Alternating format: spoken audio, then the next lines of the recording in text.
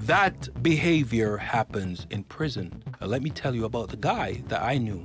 I know a guy, and when we were younger, I used to have conversation with him about behaving and not trying to be a gangster. He was a hardcore dude. Yeah, he would pull out on you and cock his piece back on you, and without a second thought, put one in you, right? He's that type of a guy, right? Always had weapons around. And he went off and did some robbery. And he got arrested. He was first put in jail for a short period of time because it was his first offense. And not too long after coming out, I think he was locked away for like 3 months. He wasn't yet 18, he was 17, so he went to juvie. And he came back out, and not too long after that, I'm like, yo, you have to slow down. He can't touch me right now, you know, but for protecting his privacy, I won't mention his name. He went out with a group of guys, and did armed robbery, right? And I believe they hurt someone during that robbery, and a bunch of them got arrested, and they're currently still in prison, right? This particular guy, in his first offense,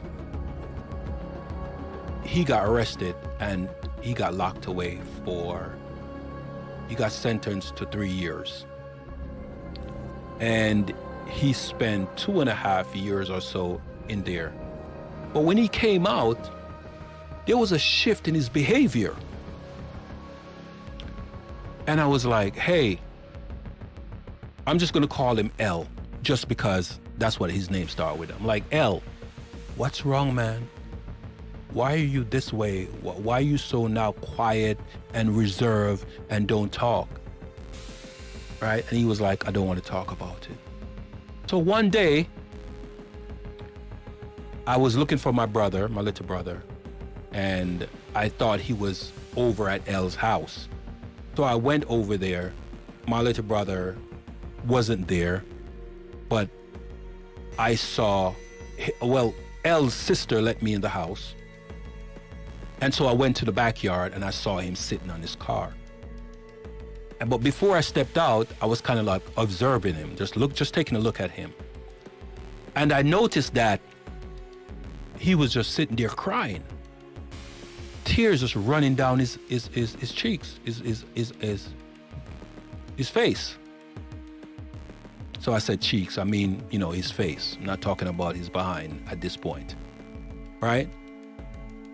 And he's just there shaking his head and just crying. So I walked out and I said, L, what's wrong, man? He was like, what you doing here? What are you doing here? Who let you in? I'm like, your sister let me in. And he started wiping his face.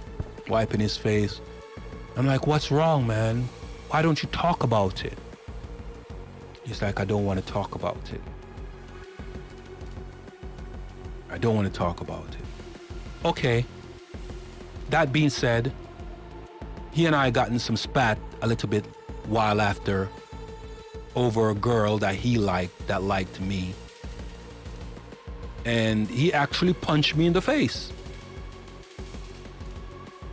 He punched me in the face because she liked me, he wanted her, and she didn't want to talk to him. But her sister liked him. So he was kind of like trying to, you know, get with the sister, but it didn't turn out entirely in his favor, right? Because he was still trying to be a gangster. And he was trying to rough her up. So I'm like, yo, chill. And he just turned around, decked me in the face. And I was kind of shocked because I was sitting in the car. The chick was beside me. Her sister was right in front of her. And I was behind him when he turned around and punched me in the face. So at that moment, I thought, okay, if I got out and did something, this is going to escalate in a war. And it's a war that one of us might not end up alive. And I was prepared for it.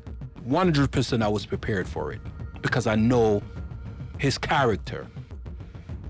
So if I'd gotten out of the car in anger, he would have gotten out of the car and went right across the street to his house, and he would have got his piece and came back out. Because let me tell you a story.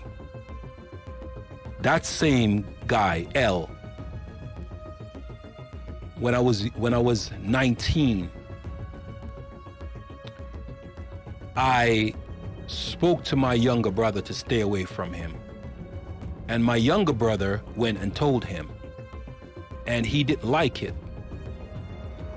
And because he didn't like it, he came and put a gun right to my temple and cocked the hammer back and say, repeat what you said. Say it. And I looked at my brother, and my brother was just laughing. And he said, say it, and it will be the last thing you say. And at that moment, I knew that if I just breathed, I would have been a goner. That being said, about a week, maybe a week and a half or so after, they went out to that robbery I mentioned about before and got sentenced.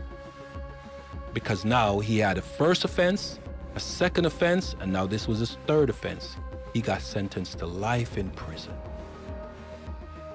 And at some point after, I started learning that I learned of what happened to him. And I learned that he got taken down in prison by a couple of guys. Wrap your head around that if you understand what I'm saying. I don't want to necessarily say the word, but his manhood got taken from him. So that's why he was always crying. That's why he was always crying. Now, I got to find out now from that, doing my investigation, that in prison, men in prison would wear their clothes, wear their pants just below their belt line, halfway down on their butt cheeks, or fully down on their butt cheeks. Depends on where it feels comfortable for them. And that's how they would advertise that they are what is called a bottom, right? And they would be taking it up the wazoo, right? And when I see rappers on stage performing, a long time ago, but it's become more, like I said, prevalent over the last 15 years. It could have been longer. I realized that this trend that started in prison expanded through music. And it was first mostly so in the United States. And then I started noticing that men in other countries are doing it.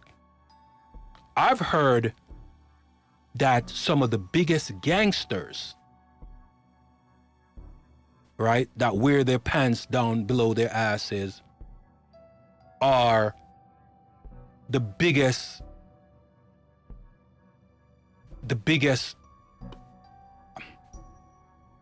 Do I really want to say it? Right? They are really in that lifestyle. Really in that lifestyle. Hardcore gangsters are really in that lifestyle.